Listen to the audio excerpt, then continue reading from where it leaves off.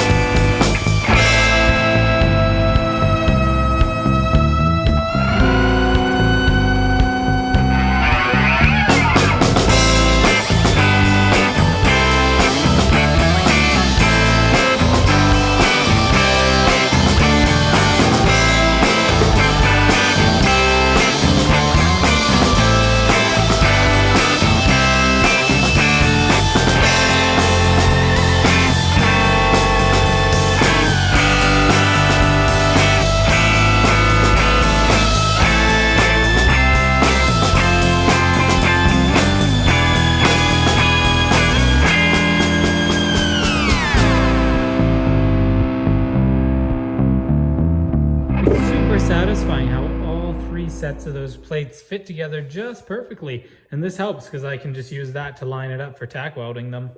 I actually put the holes in these plates so I can plug weld them there, just something else to add a little bit more strength. And just like that, we have some cut out and welded together engine mount slash cross member. This one will go in the middle, we'll have this one in the front, this one in the back, and I'll probably space them an inch or two in between. Still haven't figured out quite what the spacing will be, and then it'll all be braced and gusseted between all the plates, and that's all 1/4 inch steel, so that should be more than strong enough. I went with just an SG in the middle of these plates. I was gonna try and say stroke or garage across, but the writing had to be so small that it didn't turn out. It just wrecked all the lettering, unfortunately, but sometimes that happens, and honestly this looks pretty good too, so I'm not unhappy with that result. I made a bunch of these little spacer plates. They're 4 inches. Actually, they're about 3.8 inches by 1.5 inches. And I'm gonna stack them between these brackets, probably like there and there, there. And I'll do the 3 layers with them. And that should make the thing about 5-6 inches wide. And then I can put the top supporting and bottom supporting plates on. But this will just kind of be the spacers that go in between all the different plates.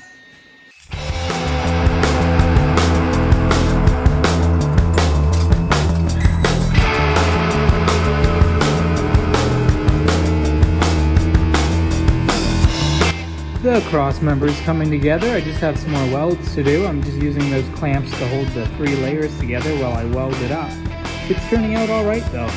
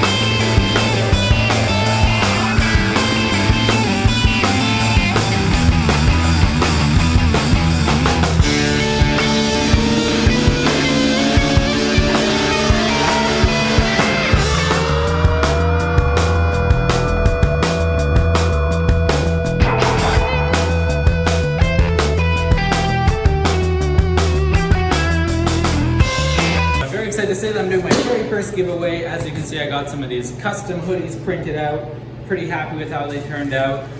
There's a couple of you that comment all the time. We got Cora Deddy Motorsports and Arden Nielsen. They've been commenting on my videos for well over a year now, I think. And since before I even had like 1,000 subscribers, which is really awesome. I love all the support. I got hoodies, one for each of them. I try and pick random commenters as much as I can and just send you guys something because it means a lot. Maybe I'll do a couple a month, I think. But either way, I'm pretty happy with how these turned out. I got some shirts too. I burned through so many hoodies while working, you know. I'll get a brand new one, I'll just burn holes in it and stuff. So I printed out some hoodies and some shirts, and I just figured I could give some away. I'm sure you guys will make use of them the same way I do. These shipped out today. Now, if you want a chance to get a free hoodie or something like that in the future, maybe a shirt, maybe some free gift cards or tools or something, we'll see what I can give away as time goes on. But just drop a comment below because the comments mean a lot to me. I really appreciate all the support from you guys. You guys have been super awesome.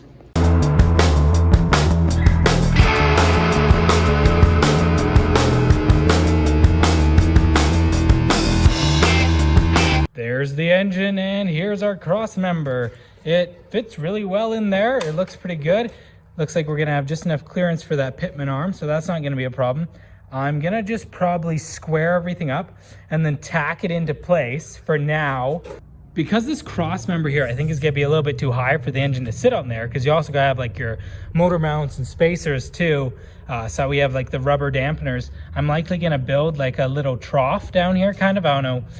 It'll go down, flat across, and the engine, the front of the engine, like this mount right here, will be spaced up kind of there. So that it might end up coming forward, I don't know. That's why I'm just gonna tack it in place now and then line up the engine. And basically once I have the front figured out and it leveled properly, then I can do the measurements for the front or for the rear of the engine. So that way I can build the brackets that come out. I'm gonna remove all these fuel lines and everything. It's likely gonna be kind of right in there, right in there. It's gonna come out and up, so that way it can sit on those back engine mounts can sit there. And then once I have the engine basically all bolted up and kind of mocked up how I want it to be, then I will test fit the 10-speed transmission over there and kind of see how much room we have. So I'm just gonna grab the welder because I do have 110 out here, but I don't have everything done in here, so I don't have all the welding stuff out here yet. But I'll load that up and yeah, just tack that guy into place and start test fitting the engine.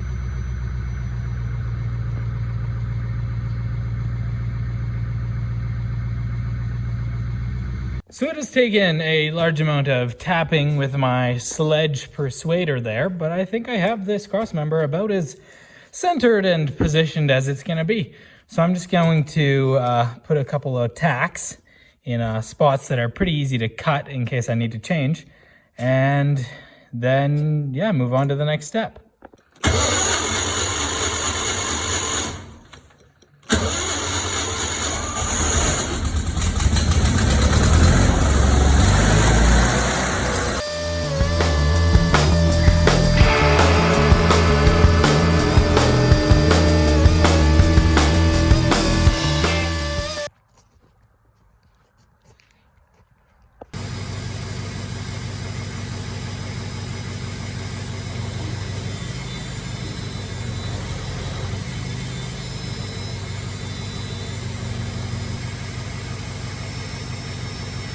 So we're obviously tilted back a few more degrees than we really want to be, but this is about how it's gonna line up. You can see there the oil cooler is actually interfering with the power steering box. So like most engines are, we're actually gonna offset it a little bit to the passenger side, which is good because they'll give us more room for that differential travel anyways. So it'll probably be offset maybe 3 inches, 2 inches to the passenger side, and that'll just give us that room between the oil cooler and the steering box.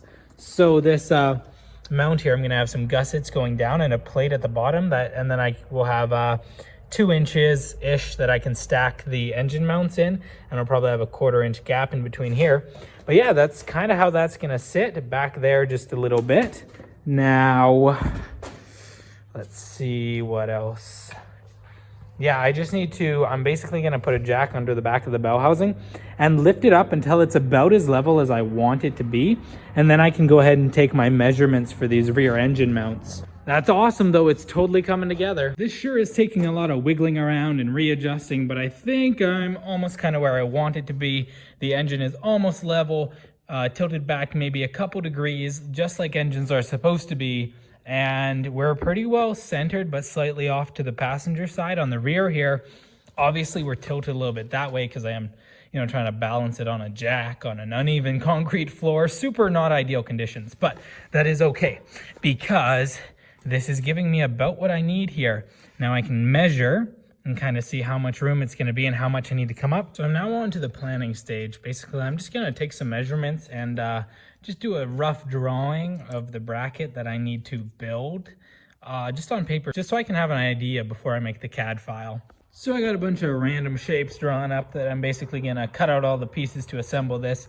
I'm gonna come out from this side 7 inches, from that side 9 inches. So I'm gonna be offset to the passenger side 2 inches, because that seems to be about where I am at the front is offset 2 inches. And that gives me just enough clearance between the oil cooler and the steering box. So that's just what I'm gonna run with.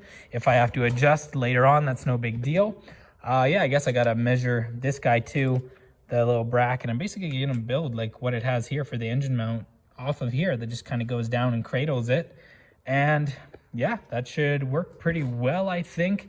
I'm gonna try and leave everything as adjustable as possible so that way I can change things around as I need to. Unfortunately, here on the passenger side, I can see that I really have like no room for the exhaust to come up through there. So yeah, that's gonna be a whole new challenge unless I route it up front or something like that. I don't know. Not a priority right now, though. I will cross that road when I get it. Maybe I'm actually gonna end up going with building or getting custom manifolds that come up instead of that. Unfortunately, a lot of people did say, hey, why don't you just switch the manifolds over? That does not work. They're actually like curved at the bottom of the head. So when I flip them over, they don't line up like at all. Like they just interfere with the head and the rocker cover. So that is not an option, unfortunately. But otherwise, it actually looks like it's gonna work pretty well, I think. That's not gonna be too tall in the cab, which is a good thing. And I will have all the spacers in there so I can lower it a bit more.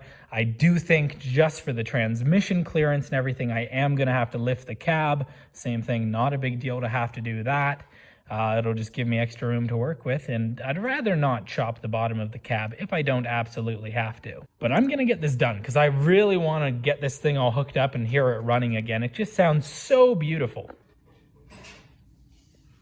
Of course, I gotta build those rear engine mounts for this engine, so I gotta cut out some more 1/4-inch plate. I spent up all the last bit I was using. I'm gonna run through this 5x10 sheet way faster than I thought. So I think next time I go to pick up more, I'll pick up 2 sheets because I actually really like working with 1/4-inch because it's my plasma cutter cuts it really nicely. And honestly, I do need to upgrade to say like a 60 amp, hopefully soon. But 1/4-inch is easy to work with, and this frame is all 1/4-inch, so it's more than strong enough, right? And I make sure to gusset it and run as many crosses as possible. Like I really try and make it as strong as I can. Even though I am not an engineer, it's not gonna break after I'm done with it. But yeah, 1/4-inch plate's nice. If I was going heavier, I'd probably run 3/8, but this works for now. So I'm just gonna cut probably, I don't know, another 20, 30-inch chunk out of that and bring it on over to the Arc Droid. Give me some suggestions for a plasma cutter I should upgrade to. I'm not gonna go with any super high-end one because why spend 3 or 4 or 5 grand on a plasma cutter that I'm likely to drop off the back of a truck and wreck anyways? I'd rather go with cheap units and replace them when I wreck them inevitably.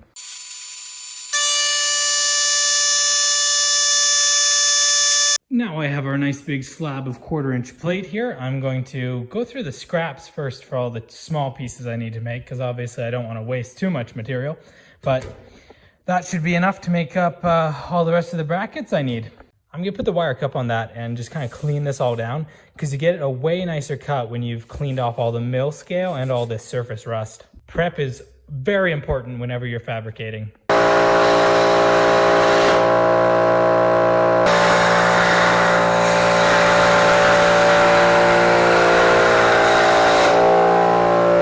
I got all these pieces cut out here. See, these are the gussets for the rear mounts. That's gonna be the front mount. I put little patterns on there, just practice, you know, a little cosmetic stuff. Maybe make it look a bit more cool than just straight plate gussets. But maybe because basically I just got to weld these together like Lego pieces, which is pretty fun. But maybe when I get a little better at it, I'll make like little keys that fit together, like notches and all, notches and keys. So that way it'll all like assemble nicely, and you know, I'll be able to line everything up perfectly the way I would have on CAD that way, and then plug weld them and all that stuff. But for now, this'll do. I just got to measure and do that all. But first, I'm just gonna clean all the slag off of these because this is filthy. So I got all my pieces cleaned up, and you can see here they're laid out kind of how they're gonna be. Like obviously, these are gonna be upright. This guy's gonna be like that, right? They're gonna kind of box in. I'm gonna weld together this cross piece in the truck, obviously, because this is gonna be welded to the front cross member, and these gussets are kind of gonna go up probably at a, let's say 45-degree angle like that. So yeah, the gussets to support that. And this one is the 9-inch. So this will be driver's side gets the 9-inch rear engine mount, passenger side gets the 7-inch rear engine mount, and this guy will go inside the frame. And what I'll probably do is actually tack this in place for now, and then once it's all square, I'll drill the holes to bolt it through the frame if there's actually space for bolting there. Otherwise, I'll just weld that in the frame. These guys will get the holes drilled for the mounting bolts once everything's all lined up, right? There's no point in me putting the holes in first because I don't even know whether I'm gonna have to scrap these and go with a different design or something, but this should hopefully work. So I'm gonna square these all up and get these guys welded together here in the shop, and then bring everything out to the big shop.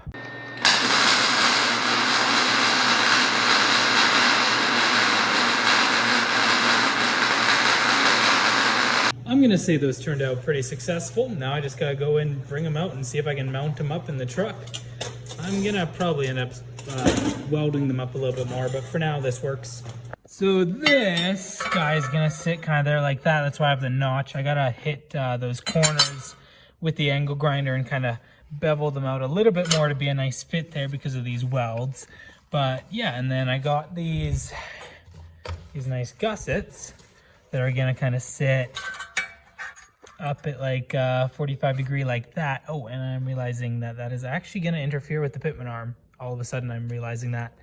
Okay, yeah, actually these gussets are probably going to go straight up because, yeah, I got to leave room for that pitman arm. And I might end up getting a drop-down pitman arm or doing something different with that to make that clear a bit better. But I actually changed plans, and I am just going to stick weld that because I didn't want to drag the MIG and the shield and gas all the way out here. But yeah, I leveled out the chains, so the engine is actually sitting a bit more level. I just want to make the cradle that's going to sit on the front, so I can have that pretty well centered, and then figure out where the back of the engine is going to be, so I can actually mount those rear mounts. So I'm literally just going to trim off that little bit right there at a 45-degree angle, and it's going to go like that, and that should do it just fine. To be honest, I'm getting a lot better fitment with these rear engine mounts than I expected. Unfortunately, the frame has like some, it laps there. The frame has like, it laps over and it has some uneven spots. So I'm gonna have to like space it out from the frame somehow. But those are lining up good. And I think we're offset to the passenger side just enough. And these rear engine mounts, they turned out great. Look at that. That's pretty good. I'm happy with that. So we're pretty well level here. I'm gonna have to add spacers because obviously the front pulley is just sitting on the cross member. But I'm gonna add the spacers and the lift blocks and the engine mounts, so that way there's some rubber dampening. And I'll probably actually end up changing these brackets out for ones that are up maybe in the middle. These didn't turn out how I wanted them to anyway, so I'm not upset about having to change those for something better, because I'll probably want one straight bolt going through with some rubber mounting in the middle. It's really not that tight of a fit, which is interesting because a lot of people told me, oh, that's not really going to fit. And I know the cab isn't on there. I know the cab's going to be the problem. But this fits in here pretty well, if I'm being honest. I might actually end up torching out some of these rivets and removing those sway bar mounts, and either not having a sway bar in the front, which I never do in my trucks, or just repositioning the sway bar mounts because they're really in the way of these engine mounts. So yeah, I'll likely end up just torching those out and doing something different for that. But yeah, I think our transmission will end up coming back to about where the actual cross member for the old transmission was. And then our transfer case would be just a bit behind there. So yeah, shouldn't be too bad. We're nicely offset to the passenger side about 2 inches. We had great warm weather for about a week, and it was sunny and all the snow melted and we had nothing but mud.